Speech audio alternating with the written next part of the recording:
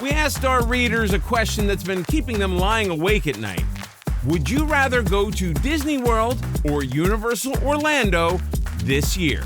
All right, guys, we pride ourselves in being theme park experts, and I'm putting that to the test today because I want to know, this year, would you rather go to Disney World or Universal? Ooh. So who's passionate? Who already has an answer? I'm ready to hear. I have an answer, and I feel like it's gonna be like I feel like I'm gonna start here so that we can end on a note that less people will yell at about. So I'm gonna start with the answer being Universal Orlando Resort. Oh, that's a choice. That's a choice. We do a lot of content about the Disney versus Universal conflict. And a lot of times, like, objectively, we decide that Disney has more going for it than Universal, at least until Epic Universe opens in 2025, Universal's new theme park. But that said, for me personally, and I think for a lot of our readers too, I would rather go to Universal this year than Disney for a couple of reasons. For one, like, Universal Studios has a little bit of a different theme. There's two parks. There's Universal Studios and Universal's Islands of Adventure. Both are sort of filled with all things movies, TV, other aspects in entertainment, a lot of IP like The Mummy, E.T., Jurassic Park. And despite opening 20 years after Disney World, it has maintained its status as their #1 competitor. Janine B., one of our readers, says, this year, Universal, and my loyalty has always been to Disney, but Genie Plus needs to go. So a lot of people are saying Universal because of things that have changed at Disney that they didn't necessarily want to see happen. So, like, the fact that perks have reduced, there's been a lot of the annual pass holder situation at Disney looks a lot worse than the annual pass holder situation at Universal. There's things like Genie Plus where people aren't super happy with the way that Disney shifted from Fast Pass to Genie. So I think with some people are souring on Disney based on changes that they're not the biggest fan of. And like Janine, they got that wandering eye. They're like, what's it like over there at Universal? Then they go and they love it because Universal's fun. I don't know where I stand yet. Like, I'm going to hear everybody's arguments and then maybe throw myself in a camp. But the Genie Plus thing, I know a lot of people Genie Plus really alienated a lot of people for Disney World. So I think that's a pretty fair argument if you see why people would maybe be choosing Universal this year. I mean, I get it, right? Like, there has been a lot of change, and change is hard. I'll be the first one. Y'all already know I'm Team Fast Pass for life. Still hurt by Genie Plus. But I don't know. I just feel like Disney's that girl. I don't know. No, you're so right. She's Regina George in this clique right She here. is Regina George. You know? Universal's Gretchen Wieners. Period. She's nice. She's cool. She's not even Catty Herring, y'all. No. True. I am always super on the fence about the Genie Plus versus Express Pass argument because Universal Skip the Line offering is not free either. I feel like a lot of times I hear Universal now because Genie's charging for Skip the Line. Universal's been charging for Skip the Line forever. And their Skip the Line offering is way more expensive. Way more expensive. It's included in some hotel stays, which I think is where it's a really big benefit, is as a perk. That's what I'm talking about. Those Universal perks, they still live while Disney's perks are gone. They're like, you want transportation from the airport? Sorry, say goodbye to Magical Express. The perks are gone, are leaving, left, gone, gotten. There's a lot of perks at Universal. It's very palpable. So Express Pass is sometimes included, but when it's not, that thing is $100 a person, if not more. When Emma and I did our experiment of Express Pass versus no Express Pass, I think I paid $170 for my Express Pass that day. That is so much money. And that's a lot of money for me alone. Can you imagine going with a family of 4 and buying everybody's Express Pass? That's wild. As a perk of the hotel, great. But it's so expensive. Whereas Genie, it's max you're paying $29 a person. And yes, it's a lot more complicated, but if you know how to use it because you watch a lot of AllEars videos and have learned how to use it, then you can get your money's worth a whole lot easier. Express Pass is less complicated. With Unlimited Express Pass, you can just get in the express line of every ride that offers it, which is all but 2 to 3 And you can just get in those lines as many times as you want, and then ride those rides as many times as you want in the express line. If you have the limited express pass, it's going to be like you can get in those lines one time each, but that's still, tons of attractions across the two parks. So it's a lot easier to use. It's a lot more like user friendly than Genie Plus, but it's so much more expensive that it's like, I don't know that it's worth the money, especially on weekdays, because unlike Disney, Universal is slow on weekdays. But Lori Ann also agrees Universal Studios, and I like what she says here. She says, Universal Studios is much more fun than I ever thought. Sarah H. adds that Universal is her choice because Disney priced themselves out of her pocketbook, and she doesn't want to spend her day holding her phone to get around, too much hassle for her. Universal feels more like price friendly, although I think that we did a calculation on AllEars and that Universal actually, like doing the same stuff at Universal versus Disney actually came out as Universal being more expensive in one day, which is kind of a surprise, but it depends on how you do it. Their hotels are a lot cheaper and again have a lot more perks, so you can sort of end up with a cheaper vacation. But I think people have this perception of Universal that it's just not as good of a theme park as Disney, and I don't know. I love Universal. What do you guys think about it, Universal? I absolutely love Universal. My first time going was after college when I did the Disney College program because I wanted to see what other theme parks were like, and I absolutely loved it. I think people just knock it out because they're like, oh, I only want to go to Disney. I'm only here in Orlando to go to Disney. But that's not really the case anymore. Universal is catered more towards older kids because they've got the big thrill roller coaster rides. So if that's what you're looking for, you may prefer that instead of more family friendly rides at Disney.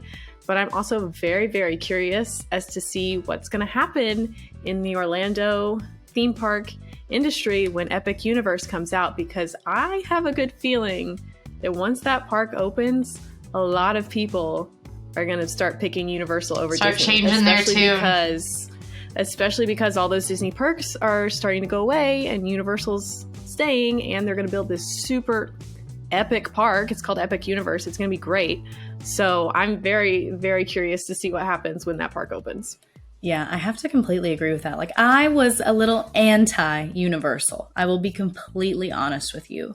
But then when I did my Disney College program, I actually bought an annual pass because it's so much cheaper than buying a Disney World one.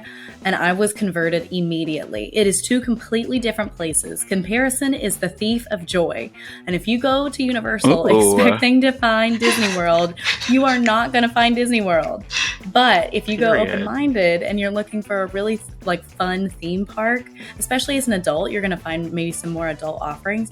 I think it's tons of fun. And I'm also really surprised at Disney because back when Universal was opening, Disney was like, this can't happen to us. We're Disney. Let's just open Hollywood Studios. But this time around, Disney's been like, we built Tron over the course of 6 years. So you guys have that now. We'll just let this crazy park open down the street and you can have this one ride that's kind of cool. So I'm eager to see. I still don't know where I stand in which one I'm choosing this year, but Universal has some props that I'm eager to see. Well, listen, I do enjoy a lot of the IP that Universal brings. I do enjoy a lot of the sort of, adult, grown-up type entertainment, like the festivals that they have. Like the Mardi Gras season is really huge, and they also now have food festivals, and we can't even forget Halloween Horror Nights. Universal has some great. I just can't wait for Halloween Horror Nights. I'm so excited. I've never been to that either, actually. I'm not in Florida. In Hollywood, but not in Florida. Do you like it in Hollywood? These two are scaredy cats. They would not. They're both no. Emma said she'll go with me this year, but she said I would do it off she camera. Cry on camera. Yeah, I would go, but I know I would have to stay on the sidewalk where they can't come get me. Yeah, I would have to walk on the sidewalk. Listen, I'll go with you, Quincy, and I will be terrified, and we will have a good time. I love Halloween Horror Nights is my joy. It's my favorite time of year. I look forward to it all year, and then when it ends, I get sad. I got the Frequent Fear Pass last year. It was great. This is so off topic, but I love Halloween Horror Nights. No, it's in topic because that's a big part of universal culture, right? Like there are certain events that people look forward to all year. It's what, the spring now, and we're talking about Halloween in the fall. So, I think there are definitely some perks. However, I feel like a whole bunch of screen rides, and I mean, I don't know. It's almost like apples and oranges. You know what I mean? It's almost like apples and oranges. You have to be really careful because there are some things like at Universal that I think are great, but Disney's just, I don't know. She's that girl. Yeah. Sorry. I will add, just like Sarah says, Disney, she calls too much hassle. And I can say I go to these parks all the time. Like literally every single week I'm in one or both. So I can 100% say Universal is a fraction as stressful as Disney. It is so easy to have a good day there. Like when we plan for perfect days in Magic Kingdom, it's like a 5-page document, 6-page document. It's like research of our own stuff that we're experts on. And then in the park, it's like, you go here, we gotta go here to get this perfect day done. And in Universal, Emma and I filmed a Universal perfect day the other week, and we literally were like, perfect day, Islands of Adventure. We were like, how perfect this day is. Have you looked at the shop list? I haven't in a while. And it's just like, it's so much more relaxing and easy to get through everything without like planning everything like to a T and just like having priority lists. And it's a lot easier to have a good time. And like, that's the reason that as a local with an annual pass to both Disney and Universal, a lot of times I find myself at Universal when I spontaneously want to go to the parks. So I don't know. That's my take. Universal. I'm championing it. Quit clowning my Universal. I'm sorry. Do other people have other feelings? I think at that point... You made some good comments, but I have one more thing to add. Volcano Bay. Volcano Bay! That, I've never seen a water park like that. That changed my life. It's amazing there. That's a good point you've made, Fry. Now I want to hear someone on the opposing team. Listen. Which I have a feeling who it's going to be. This guy. Listen. As would come to no surprise, I am definitely Team Disney World. But let me just, before we even get into that, I want to address something my dear castmate Quincy said a minute ago. The perks are leaving, and it's making it less, attractive. I understand that. Some of the perks are leaving. I agree with that. But it's the magic. The magic is still there. The magic is growing. Even as we speak, there's construction and attractions and things that are opening. So yes, we are losing some really great perks, but we're getting some priceless magic in return. I just wanted to just throw that in there. And I think, you know what? One more thing. And then I'll move on to my point. You said something else. You said that planning the parks is stressful, and some of our followers agree with that. I agree with that. But to quote the great prophet, the great philosopher, the great storyteller, Rumpelstiltskin, magic comes with a price. You cannot drop a Once Upon a Time reference in an argument with me. That's cheating. You automatically win. That's not fair. Listen, magic comes with a price, you guys. There's so much magic to be had at Walt Disney World. I mean, you guys, they've been around for 50 years, and they continue to push technology. I mean, the rides, the attractions, the shows, the food. Some of our best IPs in the world can be found here. Angela B states that they tire of Universal after 2 days. I find that I can Disney for days and days and days, and it never feels like enough. Which is true because, I mean, the experience that you have at Walt Disney World is so vast and it's so wide. And although, Universal, you have an experience similar. Walt Disney World is huge. You've got 4 theme parks, you've got 2 water parks, you've got hundreds of restaurants, dozens of resorts. You've got a full outlet mall outside, Disney Springs, I mean, y'all, it's vast, it's huge, and you're not going to do everything. You're not going to get to everything on your vacation. So you've got to be strategic. You've got to understand that magic comes with the price. Planning comes with the price. So it might be a little bit stressful, but I mean, come on, y'all. I mean, what do y'all feel about that? That's a really good point. And especially because I would like, I'm going to shoot my own argument, and it's because RJ brought up Rumpelstiltskin from Once Upon a Time, and I can't argue with that. But the one thing that I will say is what we're talking about is Disney World versus Universal this year. And when we talk about planning a vacation where you're trying to fill up multiple days, Universal might be a day out of your Disney vacation, whereas Disney can fill a week easy. And we're like, well, yeah, but not when Epic Universe comes. That's in 2025. And this argument is about 2023, baby. And right now, that's a good point. Yeah, Todd M also agrees. Gotta stay loyal to Disney. Never been to Universal. No desire to go. That's really interesting too. A lot of our followers haven't even been. They watch our incredible videos on AllEars, and when those Universal videos come on, sometimes they just skip through. And I'm gonna throw this to Quincy. I'm gonna throw this to your argument. I think you've got to get Universal a fair chance as well. Even if you schedule it for one day at your vacation, you got to see it. It's not Disney magic. It's a different type of magic. I will say there are people who are theme park people, and then there are Disney adults, and that's not necessarily the same group. So like I'm somebody who I consider myself like a theme park person. So I think that's why I can enjoy both. But Disney is like its own realm. It's its own genre. It's its own like creation that can have its own fan base. And I honestly I love Universal, but I understand why a lot of Disney people don't really care if they go there or not, because they're not theme park people. They're Disney magic people. And that's not the same. Mm-hmm. It's like the difference between cruise people and Disney people, and how some Disney people might love a Disney cruise and hate a cruise on any other, because they're there for the Disney magic. If you are going to Disney for the Disney magic, obviously Universal might not be your thing if you don't also love theme parks. I love any theme park. Take me to a theme park. I'm ready. Put me in a themed environment. I love it. But if you're just Disney, that's not gonna nothing about Universal is going to appeal to you, because it is very much a different theme park that is missing the Disney magic. So if that's what's appealing to you, this whole entire episode, I really don't know what side I lean on right now.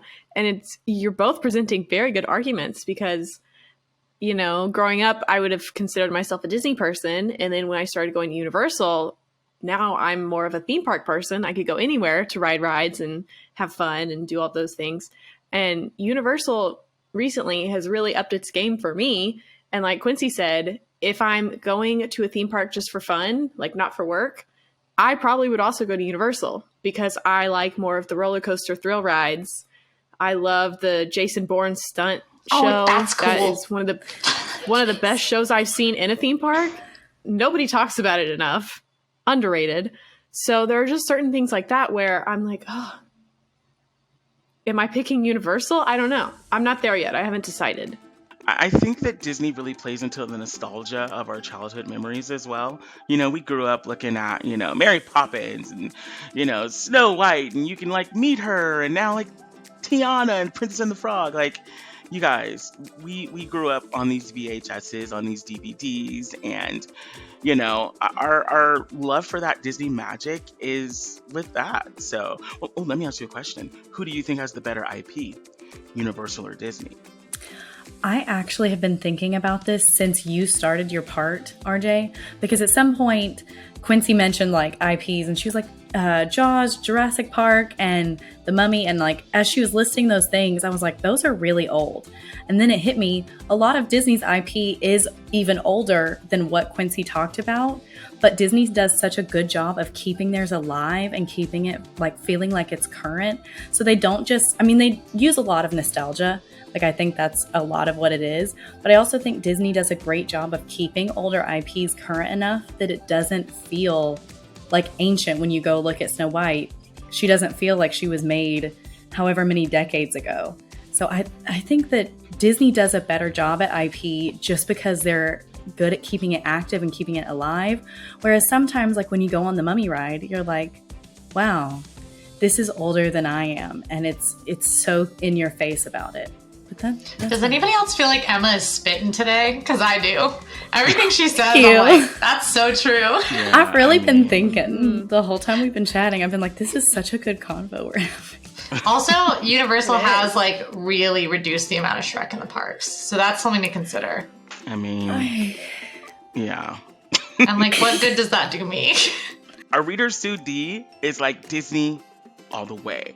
In fact, I'm here right now and it's wonderful. Like, I mean, you think about the inclusivity of family attractions, you know, that is more prominent at Disney than Universal. The Broadway style shows, like, y'all, do I even need to go on? Oh, and I'm going to mention this too. Disney is much more size inclusive on their attractions. That is very Universal true as well. Yeah. Well, just inclusivity in general, like you mentioned family inclusivity. I don't think about that often, but like the whole family can go to Disney and can ride most of the rides. Like most of the rides do not, especially in Magic Kingdom, don't have a height requirement. And anybody can ride those rides. Like you, in a lot of rides, you can take a wheelchair on. Like it's like the inclusivity at Disney is just not matched at Universal. I went to Universal with a baby. I also was with the baby's parents. I was not at Universal with just a baby. Okay. Although when that baby gets old enough to ride Pteranodon Flyers, I will be at Universal with that baby to ride Pteranodon Flyers. But Hey, get us B-roll. I did. I will. B-roll on Pteranodon Flyers is coming as soon as that baby gets tall enough. Cool. It'll be a couple of years, but she's working on it. But anyway, we were at Universal, and like, there's nothing the baby can ride at Universal, really. Like, almost everything has a height requirement. There are a few rides, but those aren't the rides that mom and dad want to go on. You know, mom and dad don't want to go on the rides that don't have a height requirement. So we were using a lot of child swap, which is a great amenity. Like there's child swap rooms where you can wait, and we got to do a lot of the rides still with that. But there's nothing that the baby could come on. Whereas at Disney, if you go to Magic Kingdom, you can take that baby on like a lot of stuff. That baby can go on. And it's stuff that mom and dad want to ride too. Your grandma can go on those rides. The whole family can enjoy Disney rides. And as RJ says, they're a lot more size inclusive. They're a lot more disability inclusive than Universal is. And that does mean that's at the sacrifice of having more thrill rides and having more like rides. And it's the 100th year anniversary celebration starting, you guys. So yeah, I'm excited about new that. attractions. We've got Moana, the Journey of Water. We've got Communicore opening. Epcot's about to come in and take her rightful place.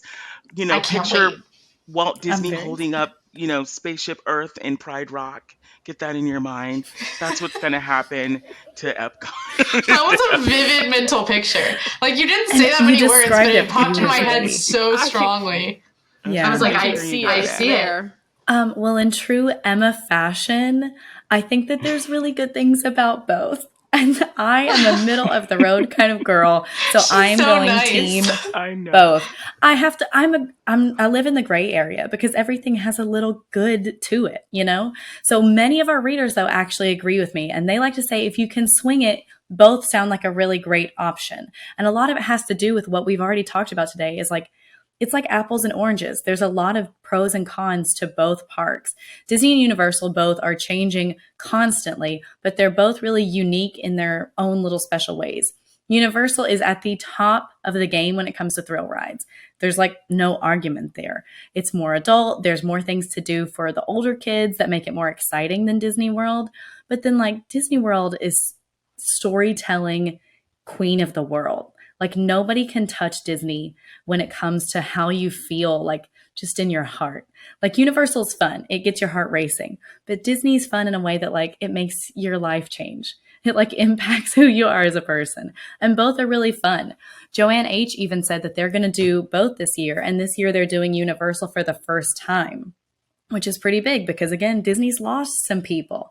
But maybe they can have both. We can share. Wendy P says that her family likes to try to do 2 days at Disney and 2 days at Universal. So that way, as they're going, they might not get to do all of Disney World, but they get to do their 2 favorite parks and then 2 at Universal.